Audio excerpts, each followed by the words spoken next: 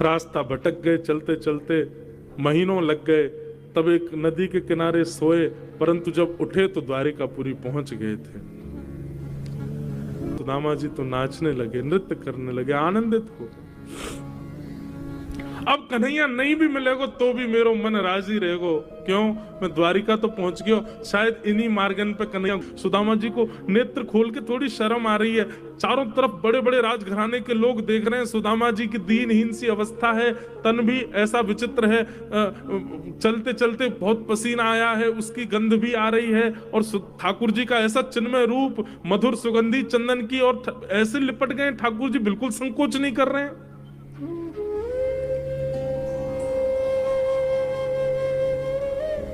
सुदामा जी के मन में आ रहा है, इतना सुंदर, इतना बढ़िया स्पर्श है ठाकुर जी का, मेरा निष्ठुर हड्डियां चुभ रही होंगी ठाकुर जी को।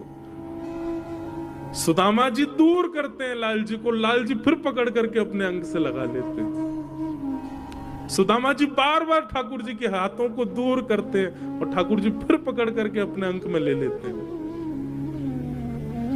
इस दृश्य को देख करके पूरी द्वारिका भाव विभोर हो गई, सबके नेत्र सजल हो गए। सुदामा जी के सुंदर उस रूप को देख करके ठाकुर जी ने अपने मानो नेत्रों के आंसुओं से ही सुदामा जी का जलाभिषेक कर दिया हो, इतने रोए ठाकुर जी। हाथ पकड़ करके सुदामा जी को अपनी द्वारिका नगरी में भीतर अपने सिंहासन की ओर लेके जा रहे हैं। रास्ते में सुंदर नगाड़े बजाने वाले अंदर खड़े हैं, पुष्पादि वर्षा करने वाले सब स्तब्ध खड़े। ठाकुर जी उनको डांट के तुम चुप क्यों, पुष्प वर्षण करो, नगाड़े बजाओ, सुंदर मंगल वाद्य बजाओ। आज हमारी द्वारिका को पवित्र करने के लिए सुदामा जी पधारे। सुदामा जी आए, भाई स्वागत करो। स्वयं ठाकुर जी मार्ग दिखाते हुए सुदामा जी को लेकर के आए। सुदामा जी ने भीतर आकर के स्वधर्मा सभा को जब देखा, सुदामा जी तो नीचे आसन पर ही बैठने लगे, ठाकुर जी ने लेकर के गए और द्वारिका के सिंहासन पर उनको बिठाया। सुदामा जी बोले, लाला मैं इतना योग्य नहीं हूं, ये सबको अधिकारी नहीं हूं भैया, ये सब सम्मान मेरे लिए नहीं है, ये सब काय को कर रहे हो? ठाकुर जी बोले, कौन किसके योग्य है मैं बहुत अच्छे से जानता हूं सुदामा जी, मुझे बताइए मत, बैठो। लक्ष्मी, रुक्मणी जी को आज्ञा की जाइए, पात्र लेकर के आओ, जल लेके आओ, चरण धोने। सुदामा जी बोले, लाला तेरे हाथ जोड़ूं, चरण मत धो। बोले, नहीं नहीं चुपचाप बैठे रहो, और ज्यादा बोलोगे तो मुंह पे अभी पट्टा बांध दूंगा आपके, चुपचाप बैठे रहो, जो कर रहा हूं करने दो, बहुत दिन बाद हाथ पड़े हो मेरे। और सुदामा जी के चरणों को जैसे ही ठाकुर जी ने उठाया पात्र में रखने के लिए, भगवान ने चरण देखे, पूरे चरण छिले हुए हैं, कांटे लगे हुए हैं, घाव हो गए चरणों में। इतने भाव विभोर हो गए ठाकुर जी चरण देख करके, आंखों के अश्रुओं को रोक नहीं पाए, और वही अश्रु बिंद सुदामा जी के चरणों में गिरने लगे। जैसे जैसे ठाकुर जी के बिंदु गिरे, वहां वहां से सुदामा जी के सुंदर घाव ठीक होते जाएं। देख सुदामा की दीन दशा, करुणा करके करुणा निधि रोए, पानी परातु को हाथ छुयो नहीं, नैनन के जल सो पग धोए। और जो थोड़ा बहुत जल इकट्ठा हुआ पात्र में, भगवान ने रुक्मणी आदि सब पटरानियों को कहा, सुनिए इस जल को पूरी द्वारिका के कोने कोने में छिड़क करके आओ।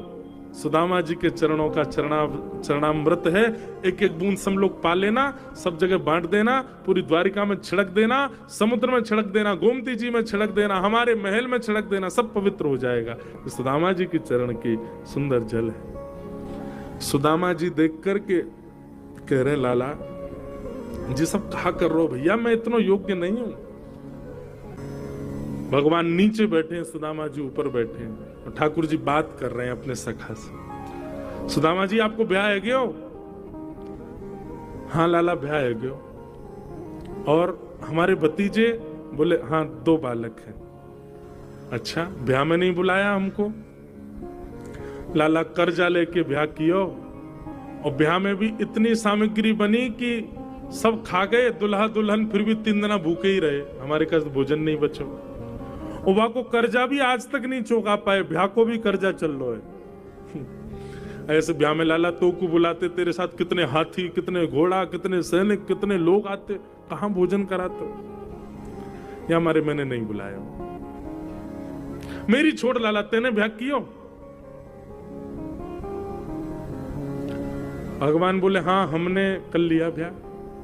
अब कैसे बताएं, एक थोड़ी किया है। अच्छा भाभी कहां है? भगवान बोले भाभी भी यही है।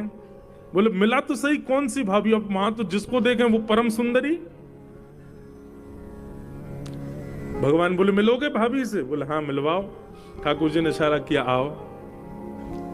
मैं रुक्मणी प्रणाम, देवी चरसो भाग्यवती रहो। मैं जाम्बती प्रणाम, देवी चरसो भाग्यवती रहो। मैं सत्यभामा प्रणाम, देवी चरसो भाग्यवती रहो। मैं कालिंदी यमुना प्रणाम, देवी चरसो भाग्यवती रहो। मैं भद्रा प्रणाम, मैं लक्ष्मणा प्रणाम, मैं मित्रविंदा प्रणाम। 500 पत्नियां भगवान की प्रणाम कर गई सुदामा जी। सुदामा जी बोले लाला कोई तकिया दे दे, हाथ थक गो मेरो ने, यहाँ नीचे धर दे मेरो हाथ, तो लगे ने का देर में गिर जाएगो का।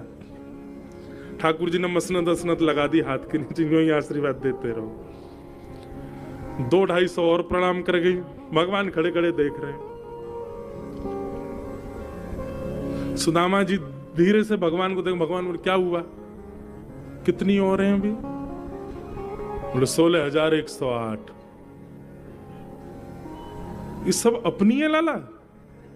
भगवान बोले तो और क्या, पड़ोस की है, सब अपनी है। बोले वाह भैया लाला तेरे प्रणाम करूं, इतने सारे ब्याह किए थे ना।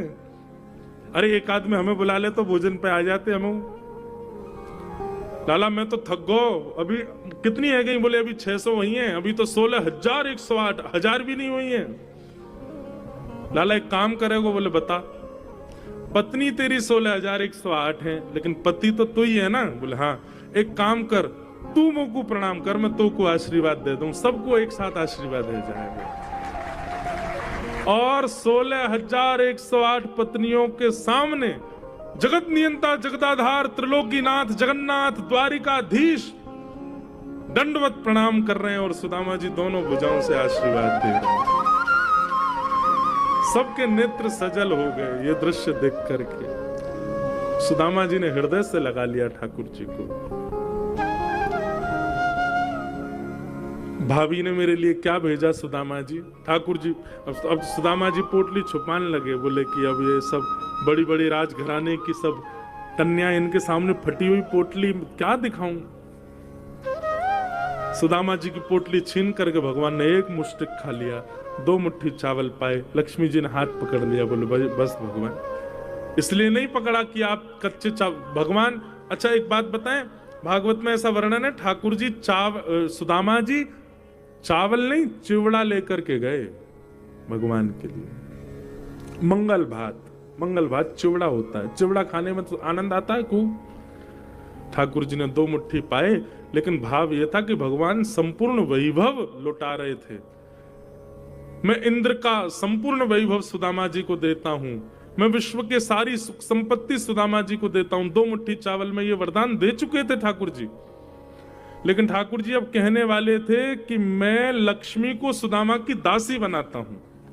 तभी रुक्मणी जी ने हाथ पकड़ लिया। बोले भगवान मैं आपकी रहूंगी, मैं कहीं नहीं जाऊंगी। ये तीसरा मुट्ठी नहीं पाई है। तब भगवान ने 2 मुष्टिक चावल पाए।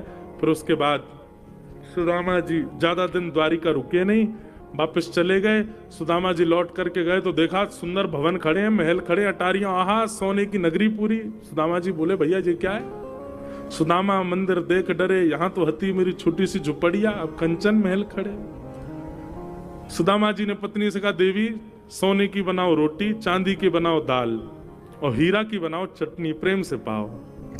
हम तो जा रहे हैं वन में, भजन करेंगे ठाकुर जी का। क्योंकि एक बात बंधुओं याद रखना, बहुत व्यवस्थाओं में रहने वाला व्यक्ति भगवत भजन नहीं कर सकता। जो बहुत व्यवस्थाओं में रहता है वो अनुष्ठान कर लेगा, वो पूजा कर लेगा, वो ठाकुर जी के दिव्य दिव्य मंगल मनोरथ कर लेगा, लेकिन साधना और ध्यान और नाम जप ये व्यवस्थाओं में रहने वाला नहीं कर पाएगा।